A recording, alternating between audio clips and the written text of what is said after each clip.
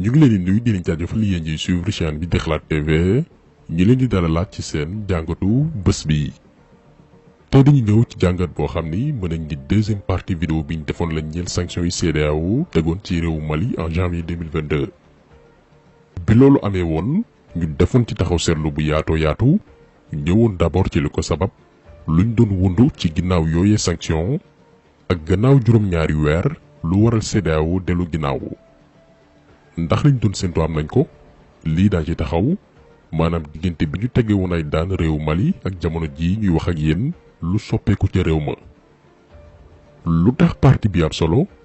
dafa am ay complexe yoo xamante ni boo nee France dégage wala na France génne loxoom ci suñu doxalinu réew yi mu mel ni tey àdduna dafay tukki. parce que coloniser nañ leen mentalement ba ñu jàpp ni ñoo yor suñu teraanga tey dañu jël Mali comme cas d'école pour wal leen ni budul France suñu dund dafay romb gën a neex. daañu ñëw aussi ci le cas Sénégal parce que Mali ak Sénégal ñaari réew la yoo xamante ni benn mënul dem bàyyi moromam. d'abord dafa am lu ñu lié ci wàllum histoire parce que benn réew lañu woon muy la fédération du Mali bokkoon même drapeau. gannaaw gi lañu xaajaloo mais teewul gannaaw séparation bi ñuy wéy di partager les mêmes cultures wéy di bokk même intérêt yi sur le plan économique wàllum koom-koom. ba tax na diggante bi Sénégal ne yee yaay dafay topp ndigalu France muy tëjal ay frontière am Mali ci réew moo xamante ni tooñuñu seeni njiit attaqué wuñu lu dul ñoom dañoo bëgg a doxal seen réew ni mu leen soobee doxalin boo xamante ni neexul Macron ñu ne ñun dañuy solidariser ak France di wàlle bañe. diggante boobu noonu ñaata la ci Sénégal ñàkk ciy milliards ak naka la amee njeexital ci yenn Sénégalais yi daan seen doole. ci poñ yi nii lañu fas yéene waxtaane tey. dañu ñëw d'abord ci li jiitu sanctions yi CEDEAO tegoon réewu Mali ndax dafa am li ko jur. sanctions yi moo ne woon benn ci dernière stratégie France ak quelques suqab yi ñi nga xam ne ñoo ngi biir Afrique tegoon ngir nërmeel nguuru Assimi Goïta. gannaaw bi ñu daanelee régime président Ibrahima Boubacar Keïta mi nga xam ne amul woon sikk sàkk ci ni taalibe France la woon doxul woon ci tey malien yi biñ ko coup d'état ba noppi France dafa ñëwaat bëgg sampaat keneen koo xamante ni dafay woy ci ay waawam ak i déetam biir Mali. militaires yi tànn ku naan Bandaw ngir mu jiite gouvernement négandiku bi laata ñuy waxi élection sampaat beneen président légal. France di ruumandaat ci suuf ak Bandaw moomilee ngir woy di téye réewu Mali yeew leen buum ci baat. bi militaires yi demee ba xam ne Bandaw mi kat ci trahir leen la jëm jëlaat réewu Mali delloowaat ko France mooy yéenem ñu teggi ndombal tànkam Assimi Goïta jël les choses en main. parce que projet militaire yi mooy gannaaw nguuru Ibrahima Boubacar Keïta Mali moomaat boppam France génneel loxoom ci anam gi ñu yore seen réew. donc fi France njëkkee échoué mooy bi ñu bëggee impliqué wu dugal seen loxo ci transition bi nekk di xew Mali en complice ak Bandaw militaires yi lànk na du fi amee. bu ngeen amee fàttaliku boobu la Macron commencé woon xataraayu naan militaires yi ñaari coup d'état la ñu def. Ce qui a été conduit par à nouveau les militaires putschistes est un coup d'état dans le coup d'état inacceptable qui appelle notre condamnation immédiate. Et aussi le fait que nous sommes prêts, dans les prochaines heures, si la situation n'était pas clarifiée, à prendre des sanctions ciblées sur les protagonistes. gannaaw lii comme ni ko France defee woon ak capitaine Thomas Sankara defee ko itam ak colonel Kadhafi maanaam ci histoire bépp révolutionnaire bu jóg ngir soppi sa xar kanam askan génne leen ci mbuumu njaam France rey na la en complice ak ay africains yoo xamante ni noppi nañ ngir trahir seen askan. noonu lañ ko tàntee woon Mali yebal benn waay jouru tabaski daaw ngir mu dogalee ginnaaw Assimi Goïta ca jumaa ga muy jullee ngir ray ko. heureusement que seen yéene mujjulantu ñu sauvé Assimi Goïta ci pexey noonu yi France daldi échoué waat ci ñaareelu complot am. mu dese ko nag benn ci dernière option am yi muy fexe ba réew yi wër Mali ñi nga xam ne ñoom ak Mali intérêt dox na seen diggante ñoo ñëw wan ginnaaw malien yi.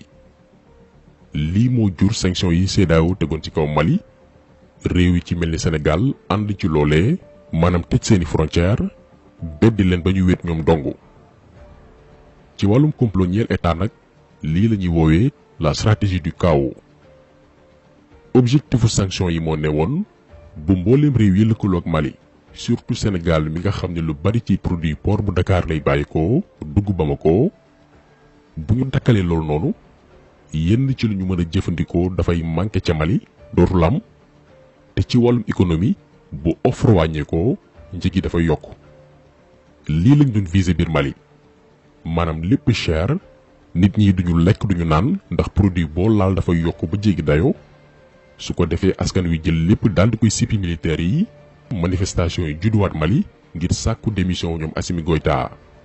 ñu anticiper élection yi France profité ci samp élément am boo xamante ni dafay wéy di ko tarbiyu. lii moo newoon le projet de déstabilisation la stratégie du chaos bi France namoon en complice ak ay président africain yoo xamante ni bëgguñu seen askan doxoon ci seen yittey réew. waaye li ñu marqué ñun te muy exemple pour bépp réew africain rawatina réew yi ci mel ni Sénégal nga xam ni saa yu amee ñu jóg ngir njariñu réew mi ñeneen ñooy taxaw fële di leen xarab di leen jéem a faagaagal. Maliens yi ñoom ba ñu xamee ni France yéene mooy déstabiliser réew ma jaxase population bi ak Assimi Goïta mooy seen objectif.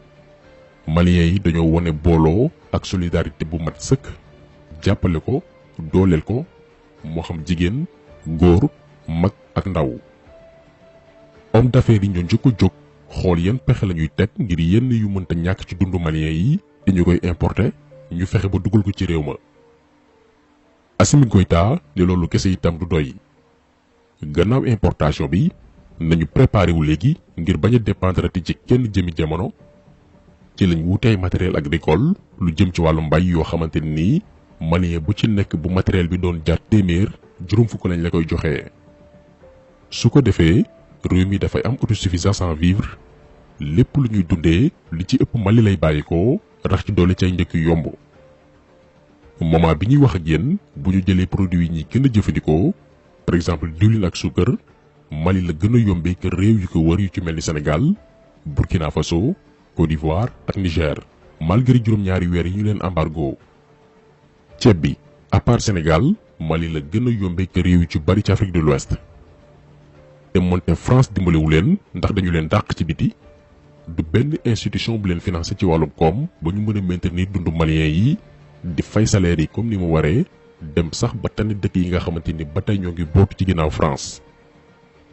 moo tax ñu wax leen ci njëlbeenu vidéo bi que réew Mali ci juróom-ñaari weer yi ñu weesu def ñu jàngal ni mën nañoo dem sans la France ci bu ñu gëmee suñu bopp. ndax réew moo xamante ni ba tey ci transition la nekk defaraat institution yi tabaxaat la ñu toll rax ci doole depuis des années France di ko faagaagal di fa dooleel wàllum terrorisme ba sécurité amatu fa. kooku bu ñu demee ba koy comparer en 2022 dëkk yoo xam ne nee nañ dañoo stable ay dëkku jàmm lañ nga xam ni kon dëkk yi leen di compareel liggéeyuñ ci tappale la ñu nekk ak taf yëngal. léegi moment boobu noonu réew Mali di xool lu muy rocceekoo ci mbuumu njaam moom boppam tabax Mali ak doomu malien yi ba dootuñu dépendre ci benn puissance coloniale. période boobu noonu ñaata la Sénégal ñàkk ci koppar. yéen ñëpp xam ngeen ni mboolem li Maliens yi daan jële bitim réew bu doon téeméer 80% yëpp juróom-ñett fukki yi port bu Dakar lay jaar ñu koy yeb ci camion muy dem Mali. xaalis boobu noonu boo koy xayma ay centaine de milliards la Sénégal di ci comp di def ci keesam. léegi nag gannaaw bu ñu toppee France ci sanction yi mu namoon teg Mali ngir faagagal leen di ko faj la mer di wàlle bañe ba tëj suñuy frontière ak Mali. ñaari weer lañ ci teg au mois de mars 2022 Sénégal ñàkk 24 milliards de francs CFA. ñu tegaat ci benn weer en avril 2022 affaire yi jógee 24 milliards dem ba 37 milliards 600 millions. Sénégal ñàkk alal ju doy nii parce que dañoo tëj suñuy frontière ak Mali réew moo xamante ni defuñ ñu waxuñ ñu. waaye bu yemoon ci li Sénégal ñàkk dong ñu ne waaw mais embargo bi. dafay yàq liggéeyu ay góorgóorlu sénégalais yoo xamante ni seeni camion lañu yor di yóbbu ak a delloo bagage diggante Dakar ak Bamako ñu sacrifier liggéeyu ñooñu noonu ci zéro parce que bëgg nañ lu neex Macron. te réew moom nooy tànn seen njiit waaye bëggoon nañ di tànn njiit moo xamee ni dëgg ka tax a jóg ànd ak mbooloom lu muy def tàggu leen ndax moomu réew mi du alalam du luñ ko may booy def doonu tàggu am na nag loolu waxoon mënuñ koo fàtte yaa waxoon chauffeur tolérance zéro yaa ko bu ñu gisee lii dañuy xam ne dëgg la ci yow parce que doonu tàggu mukk te moomoonu te daqoonoo def nag ndax nii nga nu jékki-jékkee xañ nu sunu yoon bu nu neexee nu xañ la sa det lii mu def nii ñaaw na trop ndax sunu mbokki jullit yii te ay malien seen réew lu mu nekk yaa ngi def sa réew lu la neex yaa ngi def sa réew lu la neex. kon ngeen gis ni ci 7 mois juróom-ñaari weer yi ñu weesu yéene bi moo newoon séparé Mali ak réew yi ko wër ba dara dootul dugg mbaa génn su ko defee ñu lottuloo askan wa ba ñu fippu ngir sàkku Assimi Goïta abal leen. loolu far nag mujj retourné wu contre état bu Sénégal mi ci ñàkk ay milliards ci wàllum exportation waaye bi ci gën a métti mooy Sénégal yi ci seen liggéey yàqu te ba ñu jël décision bi tàgguwuñu leen laajuñu leen seen avis wutaluñ leen lu ñu mën a jàpp gannaaw ba seen liggéey tàggatembee. Macky Sall daal mooy beru xool li neex France di ci dox yoonam newul ci conséquences yi këpp ci kaw sénégalais yi moo tax buñ leen naan nekkul fi sénégalais yi yu mel ni moo tax Macky Sall c'est un larbin ku amul benn personnalité nii fulla ak fayda xale bu ndaw moo koy manipuler comme benn manette PlayStation moo tax buy jaay fulla suñu kaw ñun duñu saf buy guuxi lex ak menacé ñun ay reetaan moo ñuy jàpp ndax daf lay leer ni ab ragal la gaynde kër xaru mbedd la moo tax xeex ko ci jaamu yàlla la bokk ak képp ku koy jàppale ak a teel tànk Macky képp ku koy défendre bu ñu xoolee ba xool bëggoo Sénégal sa intérêt moo tax wala ku la jege mbaa ngay yaakaar ku la compal ci nguur gi mais ku bëgg Sénégal munoo ànd ak Macky Sall ko tax sel bi tay loolu la woon ñi leen di gërëm di leen jaajëfal di leen di daje incha allah beneen yoon ci beneen jàngat jaa ngi jëf